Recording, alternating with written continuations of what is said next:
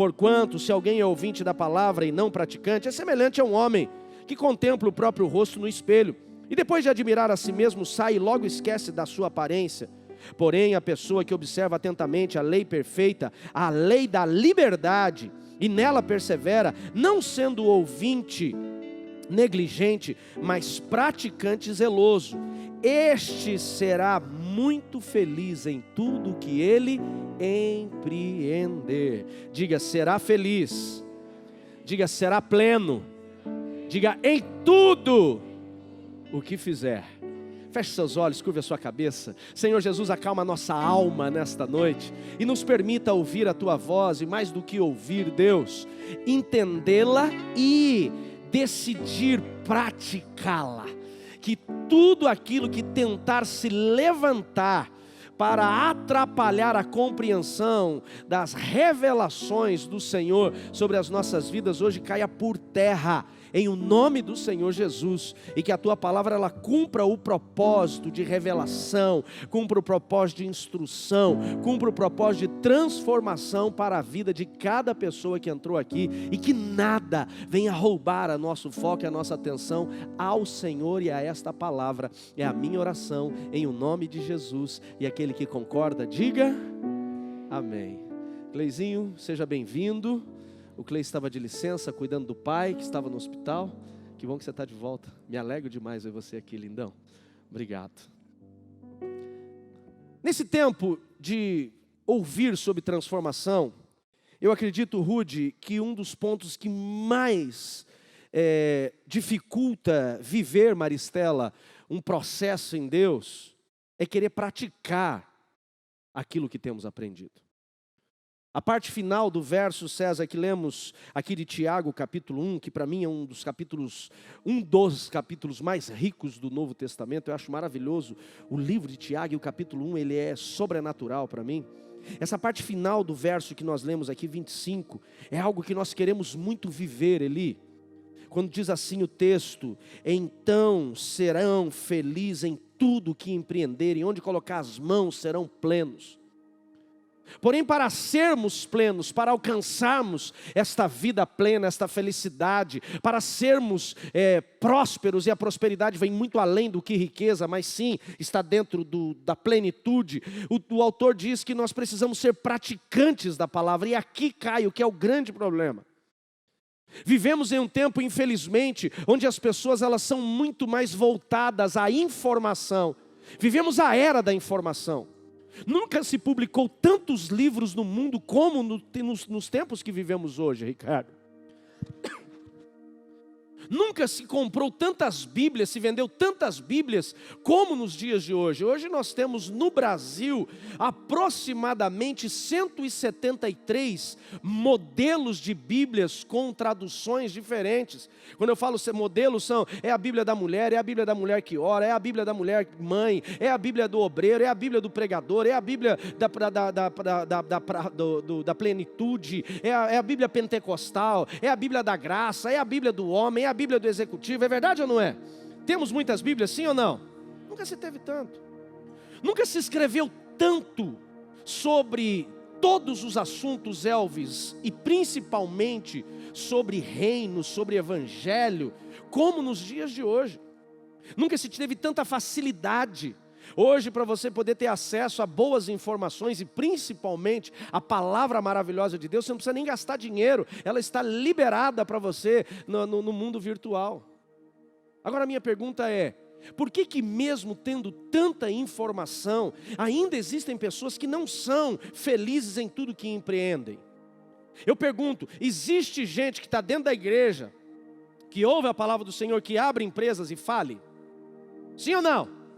Existe gente que está dentro da igreja, que ouve a palavra de Deus e não consegue ser bem sucedido profissionalmente? Existe gente que está com as portas fechadas financeira? Sim ou não?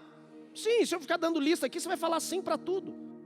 Agora, por que, Marcelo, que mesmo tendo tanto acesso à informação, mesmo vivendo na era da informação, ainda existem pessoas que não são felizes, não são plenas, não prosperam naquilo que empreendem? Porque Tiago deixa bem claro, Priscila. Ele diz assim: porém, a pessoa que observa atentamente a lei perfeita, a palavra, a lei da liberdade, e nela persevera, não sendo ouvinte. Sabe qual que é o grande problema hoje, Wagner? É que nós encontramos muita gente que tem acesso à informação, que quer a informação, que busca a informação, mas ele não pratica o que lhe foi informado. É aqui que é o problema. É aqui que é o grande ponto. O inferno não está, desculpa o que eu vou falar para vocês aqui, talvez eu assuste alguns hoje, mas sabia que o diabo ele não está preocupado com gente que vem na igreja? Ai pastor, então não vou vir. Melhor é vir. Mas ele não está preocupado com quem vem à igreja. Ele não tem problema nenhum com aquele cara que vem à igreja uma vez por semana. E se ele vier no domingo, ele não vem na quarta. Se ele vier na quarta, ele não vem no domingo. Porque tem gente que faz assim, né? Ah não, já fui essa semana, tipo, já cumpri a tabela. Já está resolvido. O diabo não está preocupado com quem vem à igreja. Sabe quando que nós começamos a preocupar o inferno? E o meu objetivo é preocupar o inferno. Meu objetivo é deixar o Satanás, os demônios, tudo louco no inferno. Amém, queridos? Tem gente que fala assim, não faz isso que você mexe com o inferno. O cara está preocupado, é como passar pelo aquele cão raivoso, não provoca. Meu irmão, eu não estou nem aí se o inferno vai ficar nervoso ou não. Porque o meu papel foi para saquear o inferno, amém, queridos? Sabe o que preocupa o inferno? Gente que lê a palavra e pratica a palavra. Sinceramente, vir à igreja é bom, mas o inferno não se preocupa.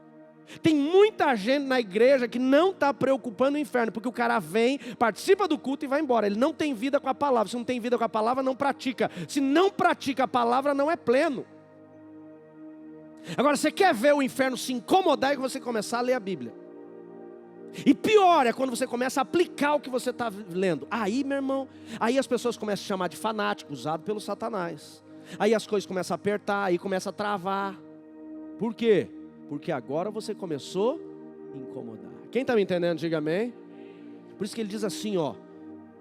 Você tem, não sendo ouvinte negligente, mas praticante zeloso. Então eu encontro 3 grupos dentro da igreja. O primeiro grupo de pessoas que eu encontro dentro da igreja, eu vou pegar 3 aqui, vamos pegar 3. Davi, William, Mar e Sérgio, vou pegar assim. Vem os 3 aqui, a patota, quer dizer, a equipe de casais. Esses 3 juntos aqui, meu irmão, esses 3 juntos já é um perigo. Quando reúne com as mulheres juntas é uma gangue. Mas é uma gangue boa quando eles te convidam para a reunião dos casais. Aqui é a equipe de casais, né? Porque a reunião deles é churrasco, é umas coisas assim, né? Vem. Não, William Mar não faz parte dos casais ainda, já estou profetizando. Não, volta. William Mar já estou profetizando, né? Nós encontramos 3 grupos na igreja. Primeiro, aquele que vem, o participante. Esse cara aqui, desculpa Davi, se eu fui para o primeiro, desculpa. Esse cara aqui não incomoda o inferno. É legal, ele vem, recebe paz, uma direção, acha legal o culto, aplaude. É o tipo do cara que ele ouve a mensagem na quarta, na quinta de manhã ele não lembra mais o que foi pregado. Quem, não levanta a mão, mas quem lembra qual foi a palavra de domingo? Não. Fala um só para eu ver se o povo está. Sobre decepção, o povo está. Meu irmão, se você não lembra, se você veio no culto domingo e não lembra o que foi pregado, tem alguma coisa errada aí. Desculpa, mas eu tenho que ser sincero. Esse cara aqui, melhor vir do que não vir, mas ele não incomoda o inferno. É bom ele continuar vindo, porque um dia Deus pega ele. Depois nós encontramos o cara que vem e ele lê. É o que Tiago chama aqui de ouvinte. Ele ouve a palavra de Deus, ele lê a palavra de Deus, ele começa a ter mais intimidade com a palavra de Deus. Mas esse cara aqui, por mais que ele está no caminho certo, ele também não preocupa o inferno, mas está no caminho certo. É aquele cara que ele começa a desenvolver, começa a tentar fazer um devocional. É aquele cara que vem para o culto, ele anota as palavras. Nunca abre mais os blocos de nota depois que ele anota, mas ele anota, né? Ele escreve. Escreve num papel, ele perde o papel depois, mas ele escreve, pelo menos está ajudando ali, né, a sua mente a poder lembrar, porque aquilo que eu ouço, eu retenho só 13%.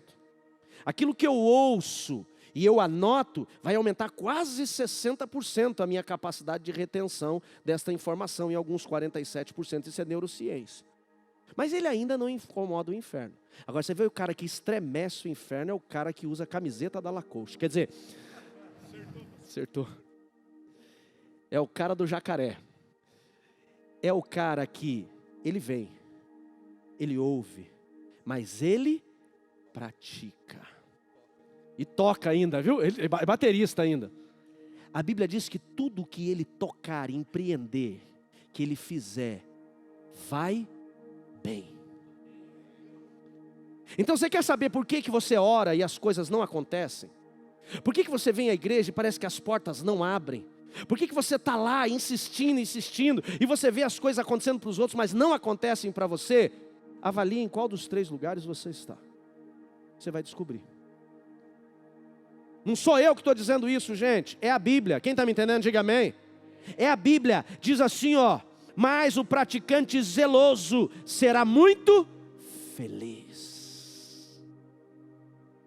Será muito feliz. Porque será muito feliz em tudo que ele empreender. Ele vai ser pleno. A minha pergunta de novo é: onde nós estamos? Obrigado, Davi. Obrigado, William. Obrigado. Novo membro dos casais. Pode tirar da consolidação já. E já leva. Eu vou levar para a entrevista. Quem está me entendendo, diga amém. Amados, está na hora de nós irmos para o próximo nível. Está na hora de a gente parar com uma vida medíocre. O que é medíocre? É a média. A média diz que, infelizmente... Cadê a minha sogra amada? Está aqui minha sogra. Lembra, sogrinha?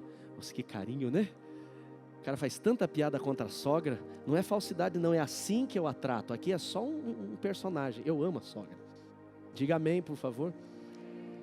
Sogrinha é nossa professora de bibliologia. Você lembra aquele percentual da Sociedade Bíblica Americana?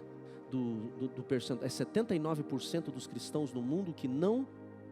85% dos cristãos no mundo não tem o hábito de ler a Bíblia. Olha para mim aqui. Sabe por quê? É um número pequeno de pessoas na igreja que rompe e um número maior de pessoas que se arrasta. Está exatamente aqui. Sociedade Bíblica Americana fez uma pesquisa que diz que 85% dos cristãos no mundo não tem o hábito de ler a Bíblia. Se o cara nem lê, eu pergunto, ele pratica? Não. E aí não existe transformação. Porque voltando aqui no texto, vai comigo no verso 21. Verso 21 de Tiago. Tiago 1, 21. Olha que poderoso isso daqui. Ele diz assim, ó, portanto, livrando-se de todo tipo de impureza moral e da aparência da maldade. Já falei isso para vocês aqui, olha para mim só para a gente pegar, não fecha a Bíblia, mas já falei para vocês que aqui está os 2 pilares da destruição da humanidade. Todo pecado, já falei isso 1 milhão de vezes, mas vale a pena lembrar. Todo pecado que eu e você cometermos, ele vai estar baseado em um desses 2 pilares. Ou no pilar da impureza moral, ou no pilar da aparência da maldade. Por exemplo, fornicação é maldade ou é impureza moral? Roubo é maldade ou impureza moral? É maldade ou é impureza? Assassinato é imoralidade, impureza moral ou é maldade? Pedofilia é maldade ou impureza moral? Diga um pecado para mim que ele vai estar baseado em um desses 2 pilares. Agora o que é interessante, Luciano, é que o Tiago está dizendo assim, ó, portanto, livrem-se. Ele não diz assim, portanto, Deus os livrará. Seria tão bonito, né? Se ele dissesse assim, portanto, Deus os livrará. Aleluia, aceitei Jesus. Na hora Deus tirou todo o desejo da imoralidade, toda a maldade do meu coração. Mas não é isso, Ingrid, que ele diz. Ele diz, livrem-se. Somos nós que nos posicionamos. Posso ouvir um glória a Deus por isso? Não perde atenção não, fica comigo, não deixa nada roubar sua atenção. E ele diz assim, ó, e recebam humildemente a palavra em vós implantada. O que nós vamos entender, Paulinho? Que a única forma de viver um processo, de livrar, de eu me posicionar para me livrar da maldade e da imoralidade, Emerson, está quando eu permito humildemente a implantação da palavra. Em algumas versões diz o enxerto da palavra. É a palavra. Por que ele diz que nós não podemos ser ouvintes, mas sim praticantes? Porque enquanto eu só passar pela igreja, ou só ouvir e não praticar, eu não saio deste processo de destruição. Dentro da libertação a gente chama, tem o tripé da tragédia, eu vou fazer o duplé, nossa, ficou terrível essa, né? Da destruição. Não sou eu, é o Tiago, né? Esses dois pilares de destruição. Só que como que eu vou viver esse processo de transformação? Qual é a principal ferramenta que Deus deixou? A palavra. A Bíblia diz que a palavra ela é tão poderosa que ela consegue dividir. Ele diz assim como se dividem ossos e medulas. Ele diz assim é a palavra. É ela que tem esse papel cirúrgico. Dá uma glória a Deus por isso. A palavra de Deus, Gil, ela é cirúrgica. Só que não adianta eu ter apenas o ouvir, apenas o de vez em quando estar ali passando, mas eu tenho que praticar, eu tenho que colocá-la em prática. E a palavra de Deus, ela não foi feita, Edna, para ser discutida. A palavra de Deus foi feita para ser praticada. O problema é que nós encontramos hoje, muita gente que não quer aceitar o que a palavra está dizendo, porque vem contra o que ele está vivendo. Então ele quer discutir, ele quer construir a sua própria teologia. Só que as pessoas elas não querem esse processo cirúrgico. Você conhece alguém que já foi diagnosticado com uma enfermidade, com uma patologia, que precisa de cirurgia e o cara fica fugindo? Você conhece alguém? Conhece alguém? O cara foi diagnosticado já, tem que operar a hérnia. Hérnia é um exemplo bem claro. O cara vai no médico, o médico fala, tem uma hérnia aqui, tem que operar. E o que o cara começa? Enrolar. Enrolar. É ou não é? Vesícula é outra. Sim ou não? E o cara vai enrolando. E o que acontece quando o cara da hérnia, da vesícula vai enrolando? Já está diagnosticado, já tem e o cara começa a enrolar. Uma hora, ele trava. Dá uma crise. Aí tem que fazer de emergência. É verdade ou não é? Quando você começa a brigar com a palavra, você começa a bater de frente com a palavra, é exatamente isso que vai acontecer. Uma hora você trava. Sabe por que tem gente no casamento se arrebentando? Porque a hérnia estourou. Aí o cara tem que ir para o processo cirúrgico de emergência. E se ele tivesse ido quando o médico dele diagnosticou, ele ia ter todo um processo de cuidado. Mas quando estoura, ele tem que cair na mão do médico de emergência. E por mais que o cara da emergência também seja médico, pode ser que ele não tenha tanta experiência quanto o outro tinha. E o pior, vai doer bastante. Quem está me entendendo, diga amém. Vai ter que passar pelo processo. Por isso que Tiago diz, ele diz, recebam humildemente. O que é receber humildemente? É quando a palavra te confronta, e você fica com raiva do pregador, mas você engole seco e recebe humilde. Quem está me entendendo, diga amém. Não perde atenção não.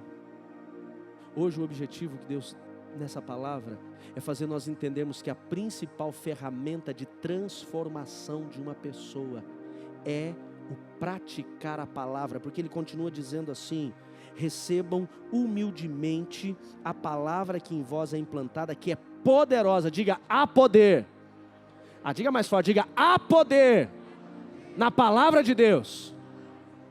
Ele diz, porque ela é poderosa para salvar a vossa vida, em algumas versões, alma. É a palavra. Agora imagine uma cena comigo. Não deixa nada roubar sua atenção não. Sei que às vezes começa a ficar um pouco agitado, mas não deixa nada roubar sua atenção. Olha para mim aqui. Imagine uma cena comigo. Um homem, mais ou menos 45 anos,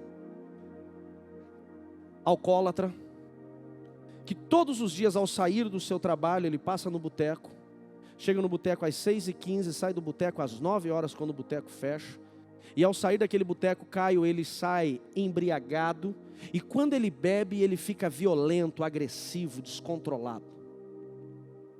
Parece que eu estou apenas contando uma história, mas na verdade é uma realidade em muitas casas no Brasil e no mundo.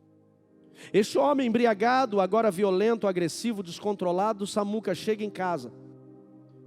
E ele agora se torna o machão, o bambambam, e ele fica procurando situações para poder arrumar encrenca.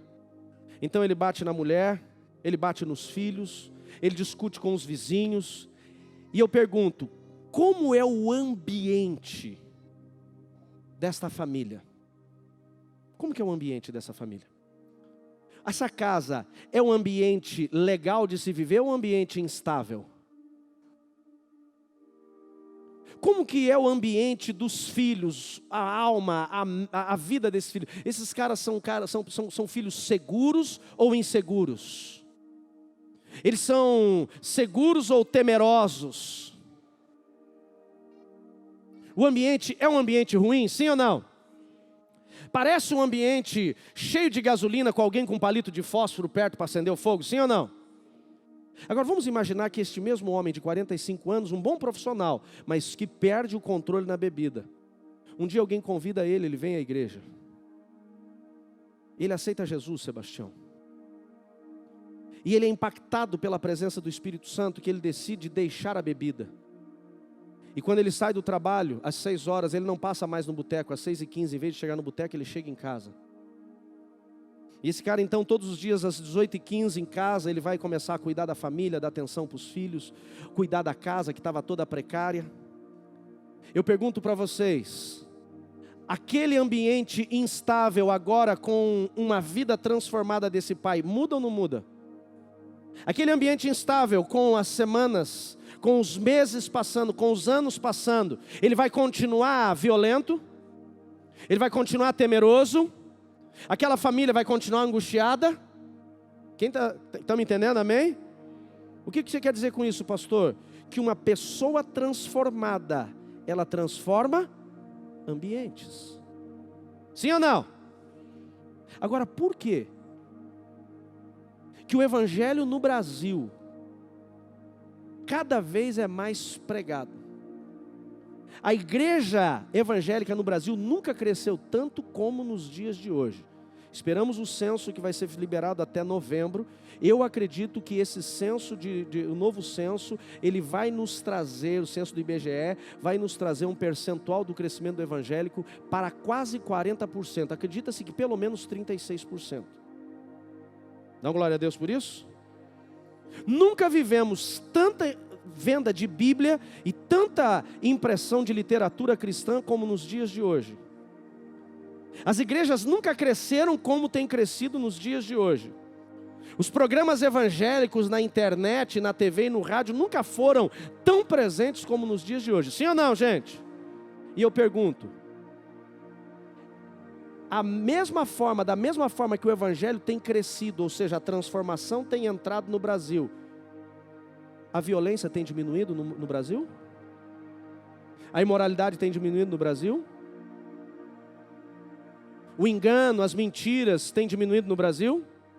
O pecado tem diminuído no Brasil? Agora, por quê que um homem que era um cara detonado, arrebentado, quando ele aceita Jesus, quando ele recebe salvação, a mudança, a transformação dele muda o ambiente da casa dele? Por quê que a transformação de uma multidão de pessoas, conforme os censos têm apresentado, não tem mudado a realidade da nossa sociedade? Pastor, porque a Bíblia diz que o mundo jaz no maligno, que os últimos dias seriam tenebrosos. De fato, a palavra diz. Mas não porque tem que acontecer, porque Jesus ou os profetas já estavam declarando que infelizmente, aliás, já estavam profetizando uma realidade que acontece hoje. O problema, amados, não está no crescimento da igreja, o problema está na ausência de transformação verdadeira. Se esse cara, Daniel, ele é alcoólatra, e ele bebe de segunda a sexta, E depois que ele vem para a igreja, ele para de beber segunda a sexta, e agora ele vai beber só segunda, quarta e sexta. O ambiente vai mudar? Por quê? Mas ele parou de beber 2 dias. Então vamos mudar. Ele para de beber segunda e quarta e sexta, ele bebe só terça e quinta, esse ambiente vai mudar? Por quê? Porque na verdade ele diminuiu o seu erro, mas ele não foi transformado. Vocês estão me entendendo onde eu quero chegar? Sabe qual que é o problema da igreja? A igreja está crescendo, mas as pessoas não estão sendo transformadas. O número de igrejas aumentou, mas não aumentou o número de pessoas transformadas. Não é a transformação da roupa, Pepe. Não é vestir como crente, colocar o cabelo como crente, a barba de crente, ou a ausência de barba para ser crente. É a transformação aqui. Eu falei, quando falamos de metanoia, lá de Romanos capítulo 12, verso 2, semana passada, não é só uma transformação de mentalidade, é uma transformação de comportamento, é uma transformação de natureza, de identidade. Quem está me entendendo, diga amém. Não é eu não pecar porque eu tenho medo da consequência do pecado. É não pecar porque a natureza de Cristo que habita em mim através do Espírito Santo agora me diz, não só me diz, mas não me leva a desejar o pecado. Transformados. A Bíblia diz, Paulo diz, não vivo mais eu, mas Cristo vive. Agora pensa só, eu sei que agora David, eu vou pegar pesado, mas não sou eu, é o Espírito Santo. Você acredita que Jesus trabalharia onde você trabalha, do jeito que você trabalha? Não me responda. Você acredita que Jesus, ele trataria a esposa ou o esposo na ausência como nós tratamos?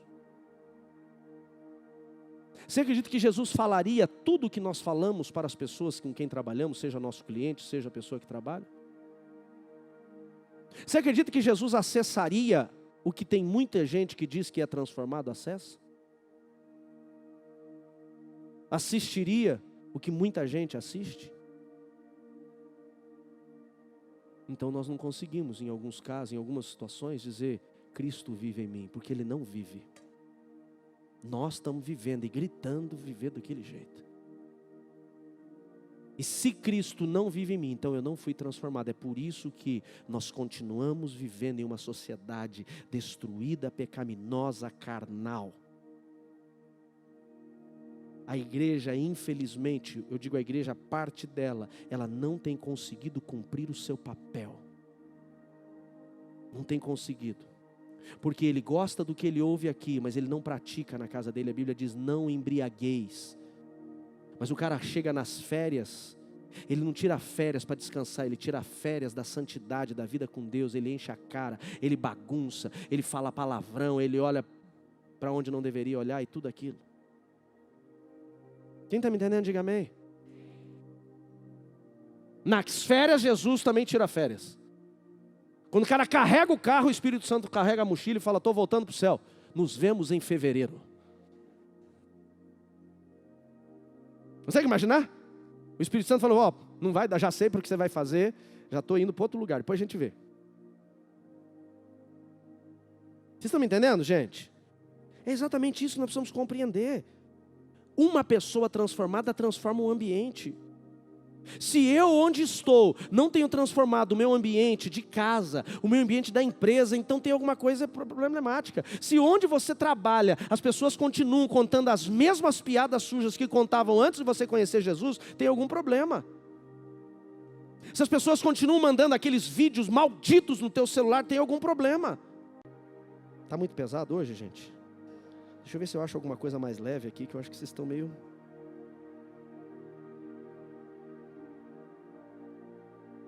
Hoje o problema não está no crescimento numérico. Hoje está numa posição de transformados.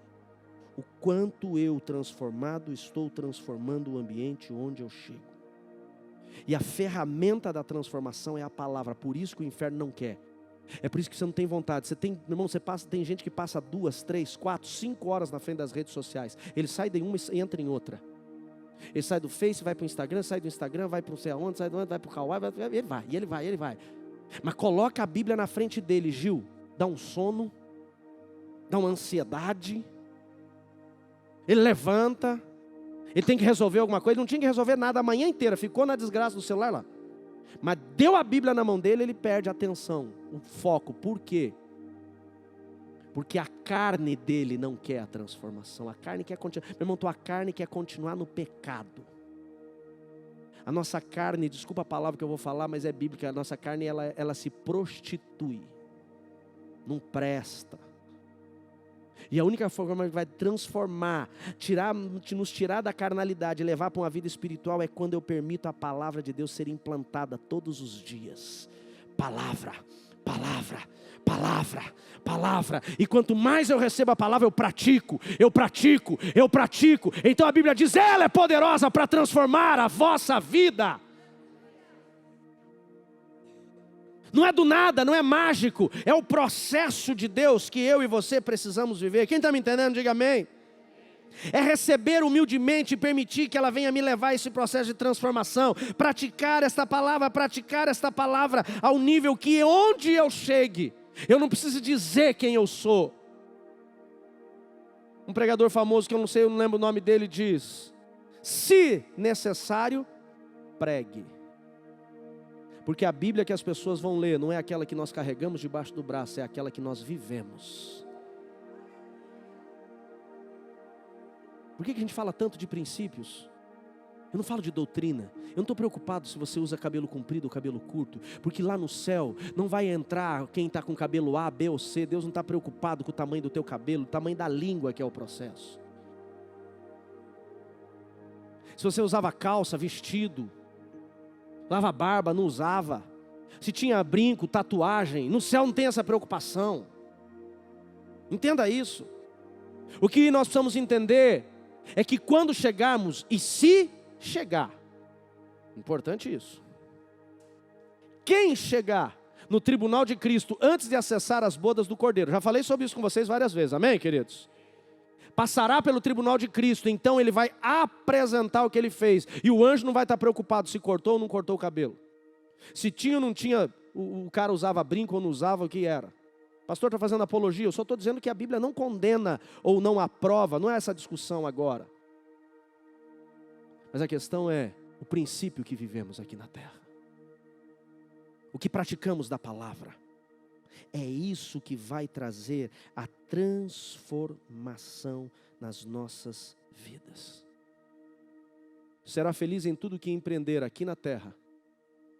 E é claro que vai trazer felicidade lá no céu. Amém, queridos? E aí eu quero encerrar. Jesus, já são 9h20. Pastor, como que eu sei se eu sou transformado? Como que eu sei? O bônus de tudo isso é a primeira coisa. Se eu pratico o que a palavra diz. Mas não é a evidência ainda. Eu pratico o princípio. Eu me esforço em viver o princípio. O cara aceita Jesus num dia, no outro dia ele já aparece transformadão. Eu tenho receio disso. Era muito aqueles atores globais, lembra? O cara aceitava Jesus num dia, no outro dia ele já estava pregando. Não tinha isso? Pregando. E já estava cantando, o cara é cantor famoso, daí não deu mais sucesso lá no mundo. Aí ele converte, aí ele grava um CD evangélico, aí ele vira pregador, cantor. E o povo chora. E as irmãzinhas ficavam esperando para pedir autógrafo no final do culto. E aí ele não estava convertido, ele passava o cerol nas irmãzinhas. Gente, é que eu viajei muito pregar fora e eu vi tanta coisa que vocês não dá nem para contar porque você escandaliza. As coisas assustadoras. Porque era muito rápido. Não existe transformação rápida. É processual, amém, queridos? Jesus passou quanto tempo com os seus discípulos? Quanto tempo? 3 anos. E quando Jesus se entregou à morte, quando ele se permitiu ser preso, os caras estavam prontos já? Meu irmão, quando Jesus foi preso, mas foi uma debandada, um sumiço, e o que ficou perto, ainda cortou a orelha do soldado. Então não tinha muita transformação, sim ou não? Hoje ainda estávamos no Café de Pastores, o Hernandes Dias Lopes falou algo que eu já tinha lido e relido, mas nunca parei para prestar atenção, tão poderoso que ele falou.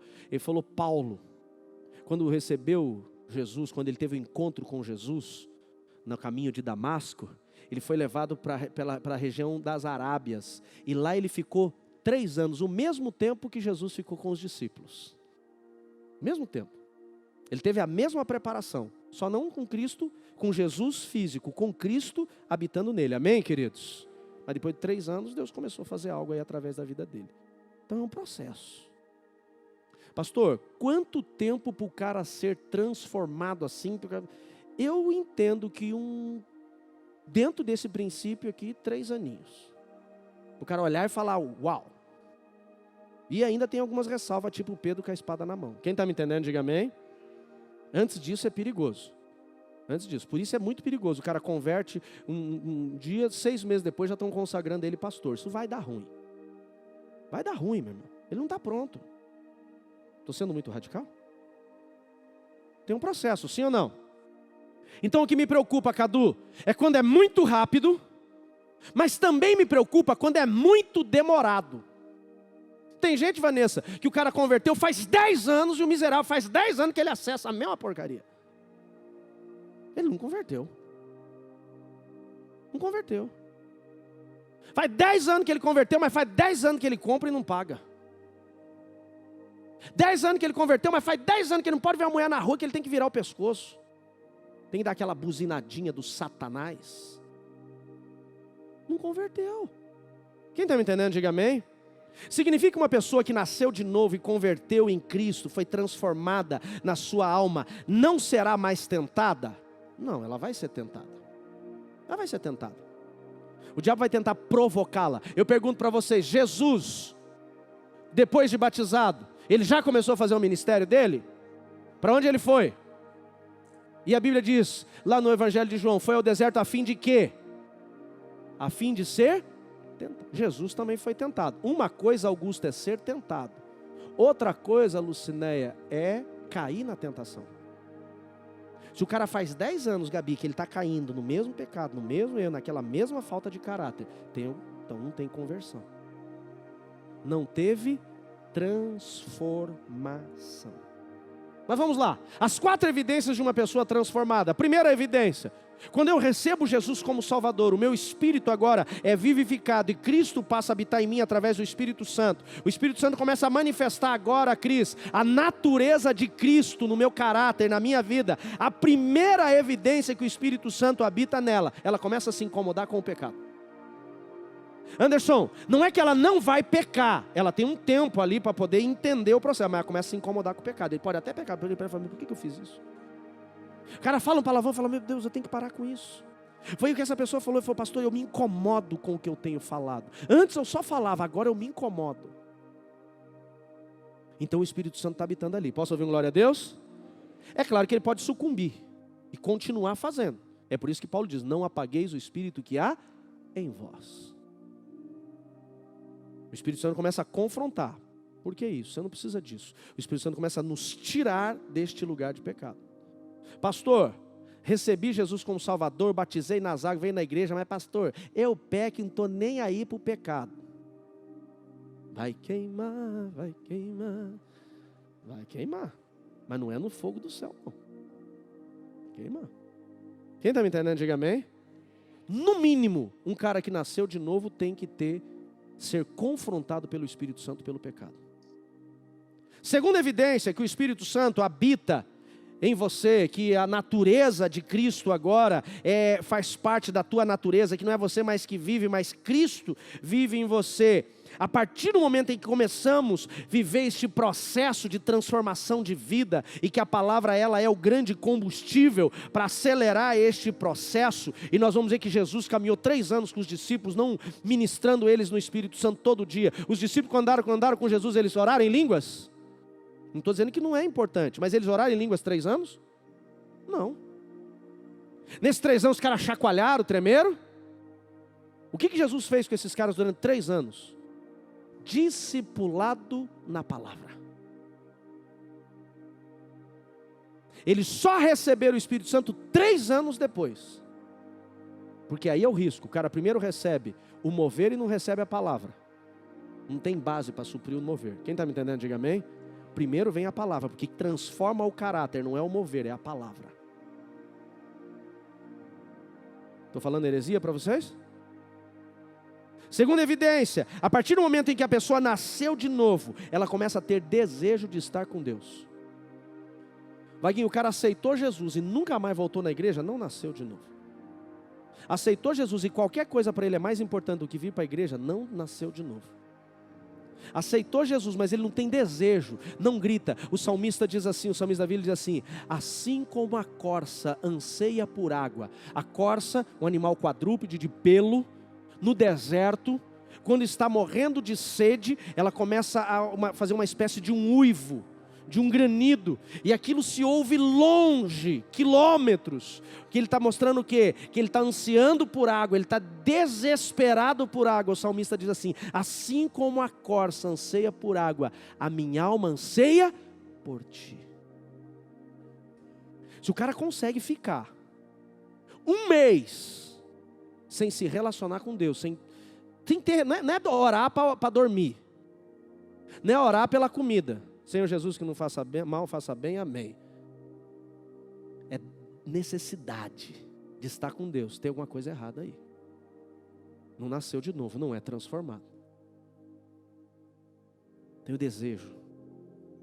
Posso até ficar um tempo fora, mas aquilo começa a sentir um vazio. Domingo, eu não sei vocês, mas domingo à noite, ficar em casa para mim, é como se eu tivesse ido para o inferno. Eu não tenho que ter paz. É verdade ou não é? Sim, o homem foi menos, não vou nem perguntar. Nas férias, eu fico procurando igreja para visitar. Já cheguei nas férias a andar 60 quilômetros para ir num culto. Já cheguei, sem problema nenhum com isso. Por quê? Eu preciso estar com... Ah, pastor, mas é o culto. Não, é claro que em casa, no devocional, mas eu preciso. Terceira evidência que o Espírito Santo habita em mim, uma pessoa transformada por Cristo, ela começa agora ela começa a ter discernimento da palavra. Você pega uma pessoa que não conhece a Jesus, você dá a Bíblia para ela. O cara lê a Bíblia e fala assim: meu Deus, que doideira é essa? Não entendi nada. É ou não é? É Wagner. Wagner, eu estava tentando lembrar, Wagner.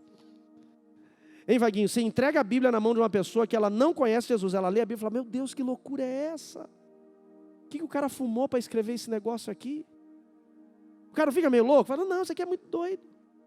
Que ele não entende. É ou não é, Jéssica? Olha e fala: não, esse negócio de louco, pô, de fanático.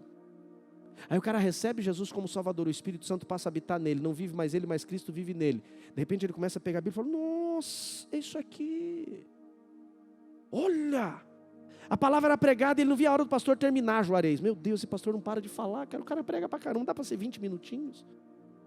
Ele estava acostumado a ir lá na missa que o padre lia uma meia dúzia de palavras no folhetim. Vem para a igreja, o ritual é mais longo, para ele é chato. A música é alta demais, o guitarrista está alto demais, o baterista bate forte demais, escuro demais, ou é claro demais, a tela é colorida demais, tudo incomoda. Mas quando o Espírito Santo habita nele, aí ele não quer mais sair daqui. O pastor sobe já para dar boa noite, ele fala: já acabou, está tão gostoso. A palavra é pregada, ele fala: agora é isso. Ele presta atenção, porque agora o Espírito Santo está codificando a palavra. Paulo diz assim: como que vocês querem entender as coisas espirituais com uma mente carnal? Balança quem está do seu lado e fala assim: é carne ou é espírito? Balança ele aí. Ele falou: você não vai entender as coisas do espírito na carne. Mas quando você nasceu de novo, agora o Espírito está ativado. Amém, queridos? Dá glória a Deus por isso, igreja. Agora é o Espírito Santo que pega a palavra, codifica e manda para a tua alma. Pega a palavra, codifica e manda para a tua alma. Aí você fala: agora eu entendo. Uau, eu sou o cara. Não é o Espírito Santo. Perde ele para você ver se você volta a entender. E a quarta e última evidência: uma pessoa que o Espírito Santo habita nela tem a natureza de Cristo, ou seja, seu caráter é transformado. Paulo diz: aquele que roubava não rouba mais, o que matava não mata mais, o que se prostituía não se prostitui mais. Aí é o problema: se o cara converteu, mas continua comprando e não pagando, tem alguma coisa errada aí, meu irmão. Converteu, continua mentindo, tem alguma coisa errada aí. Converteu, mas continua vivendo adultério, tem alguma coisa errada. Você pode até insistir no pecado, mas você vai ser confrontado até que uma hora você tem que largar. Quem está me entendendo, diga amém. Aí sim, nós vamos viver exatamente o que o autor aqui, Tiago, fala: praticar a palavra. E o praticar a palavra vai nos permitir viver a plenitude de Deus em nós. Amém, queridos? Coloque-se de pé, por favor.